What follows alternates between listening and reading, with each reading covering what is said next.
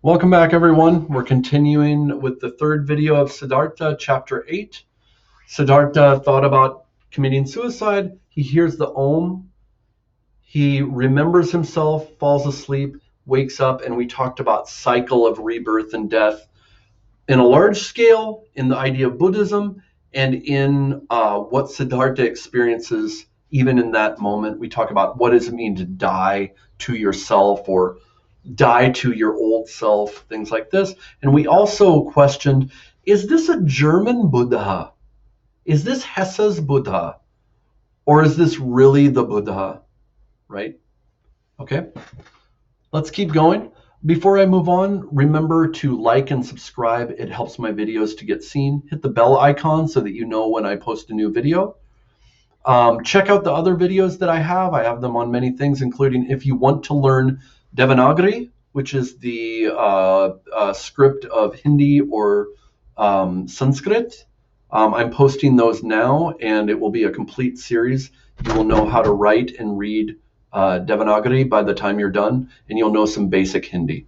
All right, let's continue. Siddhartha raised himself, and we're right here. Siddhartha raised himself and saw a monk in a yellow gown with shaved head sitting opposite him in the attitude of a thinker.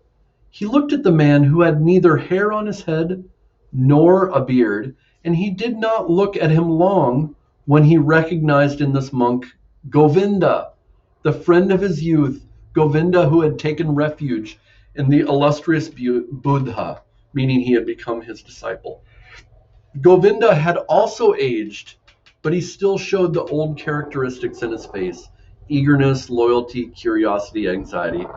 Have you ever, as you live, you will come across friends that you had when you were young. Sometimes they won't even recognize you. I remember on Facebook, I recently met up with a friend that I had in high school, Jacob Kangas, one of the funniest people I've ever met in my life.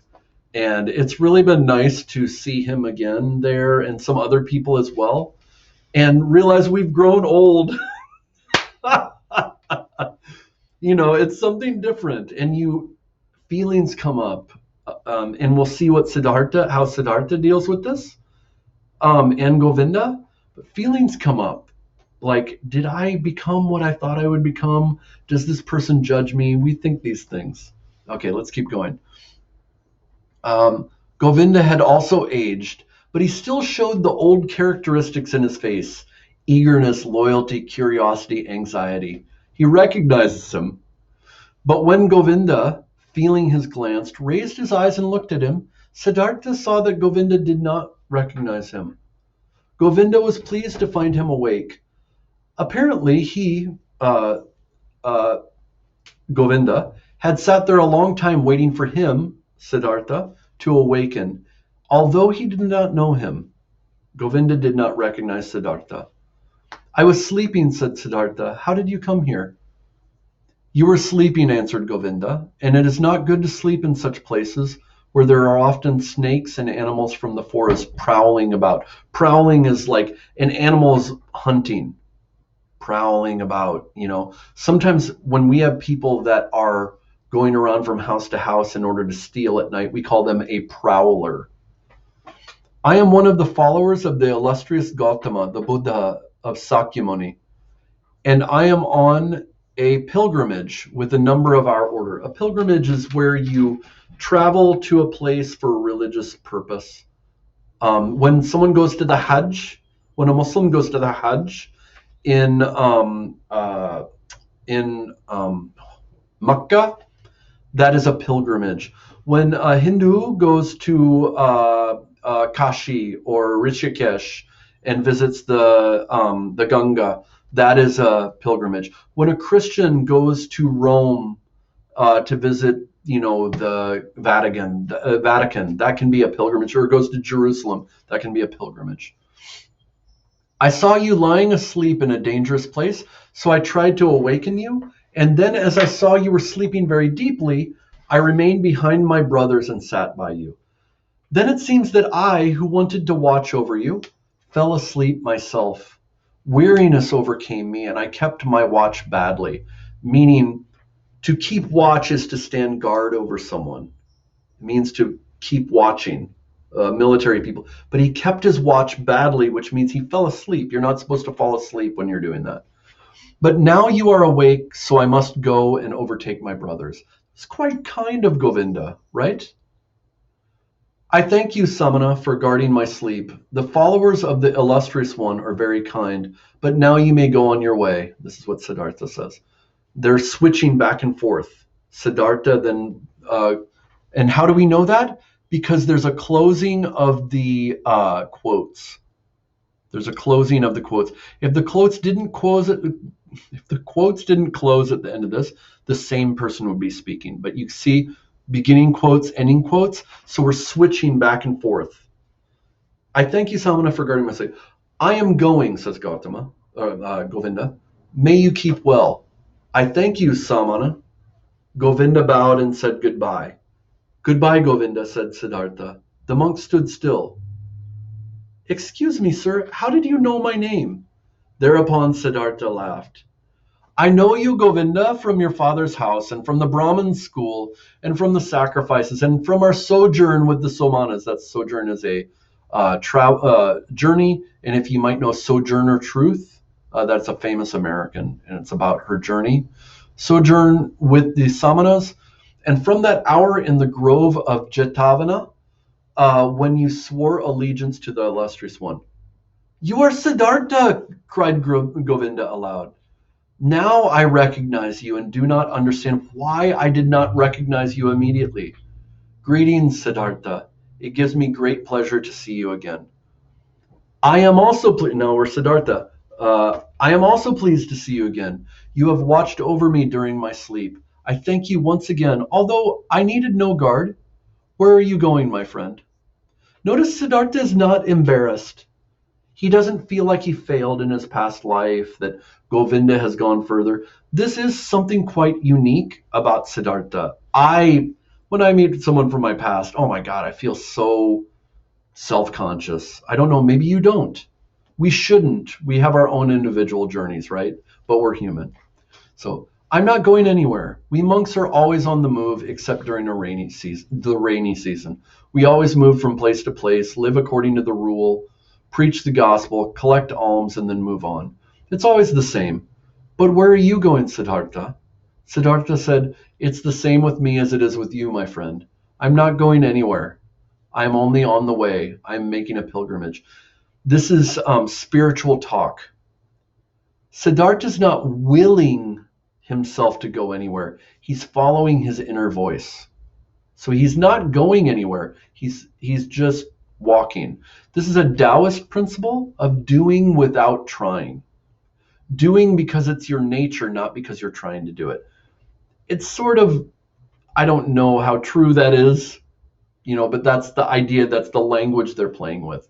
I'm only on the way. I'm on a journey, right? I'm making a pilgrimage. Govinda said, you say you are making a pilgrimage, and I believe you, but forgive me, Siddhartha, you do not look like a pilgrim. You are wearing the clothes of a rich man. You are wearing the shoes of a man of fashion. And your perfumed hair is not the hair of a pilgrim. It is not the hair of a samana. You have observed well, my friend, said Siddhartha. You see everything with sharp eyes. But I did not tell you that I'm a samana. I said I was making a pilgrimage, and that is true. Now, this is something significant about Hesse Siddhartha. What time is Hesse writing in? He's writing in the late 1800s. This is after Nietzsche. This is after the Enlightenment. This is modern day. What is the key to modernity? We don't have connection, especially in the West. We don't have connection to the sacred. We don't have such a difference between sacred and regular life anymore. Regular life becomes part of great life. So I don't have to become a monk in order to have enlightenment. This is at least how we think in modern days. And so here we see a Siddhartha that doesn't feel, he feels he is on a journey, even though he's not a monk. That is quite significant here, right? Do you have to become a monk? Do you have to, if you're Muslim, have to become a Maulvi or stay in the masjid all the time in order to become close to God? You might say yes. I'm not telling you what's right here, but many times we in the modern world think we don't have to do that. Our lives itself are a sort of journey with God. God is in our regular lives. This is somewhat what we're seeing here. It is a modern book. It's not, the Buddha is from 2,500 years ago. He's from a long time ago. This is an updated version. You are making a pilgrimage, said Govinda, but few make a pilgrimage in such clothes, in such shoes, and with such hair. I, who have been wandering for many years, have never seen such a pilgrim. In a way, this is quite close-minded, isn't it? You have to dress a certain way in order to be something. I was just talking about a Japanese rock group called, I'm not going to remember the name. It's something like Nowhere Girl or something like this. And they're really good, but they play like really heavy music, but they look like they're going to fix your computer. They look like they're dressed like me. This shows that the way we dress it affects us to some extent, but we can dress a certain way and we can change our minds as well. Okay. I believe you, Govinda, but today you have met such a pilgrim in such shoes and dress. You have now met this.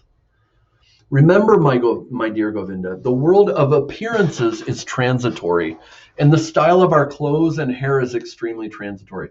This is quite significant. You have a monk that talks about how life is transitory, and yet he says you have to dress a certain way in order to be a monk.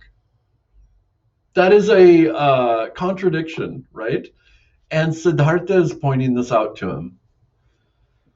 Our hair, our bodies are themselves transitory. Transitory means they pass away.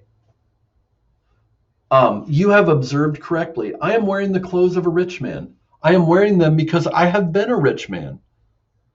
I am wearing my hair like men of the world and fashion because I have become one of them. And what are you now, Siddhartha? I do not know. I know as little as you. I am on the way. That's the theme here. He's on the way. He's still on a journey. I was a rich man, but I'm no longer what I will be tomorrow. I'm sorry, but I am no longer. And what I will be tomorrow, I don't know.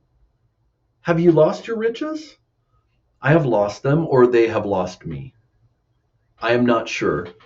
Just to stop again, this shows how the language we use, even in our own minds, can change the way we see things, right?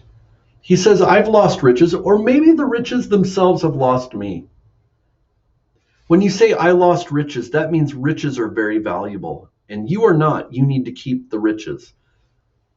If the riches lost him, that means he is valuable, and maybe the riches weren't good enough for him. Sometimes when a girl breaks up with you or a guy breaks up with you, your friend will say, it's their loss, not yours. Meaning you are so good, they're not good enough for you. Sometimes when we change our language, it can change the way we think about things. The wheel of appearances revolves quickly. This is that wheel, that circle of life and death, the wheel. The wheel of appearances revolves quickly, Govinda. Where is Siddhartha the Brahmin? Where is Siddhartha the Samana? Where is Siddhartha the rich man? These are the lives he's gone through. The transitory soon changes, Govinda. You know that. I have to stop again. These are the things he's been. Siddhartha the Brahmin when he was young. Siddhartha the Samana. Siddhartha the rich man. And now this Siddhartha that he doesn't know who he is. But what did Siddhartha say when he woke up? He said, I have the same hands and feet. I'm still myself. Now, your feet and hands can change over time, right? But your inner self does not. You're still yourself, right? So even though he's been these things, he's also himself. So himself is greater than the things he is. That is a lesson for us. You, what are you? Oh, I'm a business person, or oh, I'm a social worker, or oh, I'm a student, or oh, I'm a son and a daughter, or oh, I'm a parent. Those things can change. You don't, because the inside of you, now your actions can change and you can take on new traits, but your inner self doesn't change. Why? Because your inner self is greater than all those things. That's a lesson we can learn from this. The transitory soon changes Govinda, you know that. For a long time, Govinda looked doubtfully at the friend of his youth. Then he bowed to him, as one does to a man of rank, to a man above, and went on his way. Okay, we're going to stop here. We definitely will finish this next time. I'm breaking in, but I'm doing this because I want you to think about this book. Think about what they're saying. What do we do when we examine books? You look for themes. A good writer will revisit these themes throughout. Same with songs. If you look at my videos on songs, you'll see they have a theme running through them. What is the theme here? Being on a journey and the wheel. Also, who am I? Am I part of the universe? Am I part of myself? How do I become something? It's this wheel. So I want you to recognize those themes. I also want you to think about it in relation to yourself. Do I agree with it? I also want you to think about the writer and what the writer is trying to do. This is how you examine literature. This is how you examine it. Okay? So I want to hear from you. I want to hear what you think. Please comment here, or go to Facebook. You see my name, RJK English. On Facebook, it's the same. Go there, message me, or make a post. Tell me what you think about this. Let's start a conversation. Okay? I'll see you next time and we'll finish this off. Later.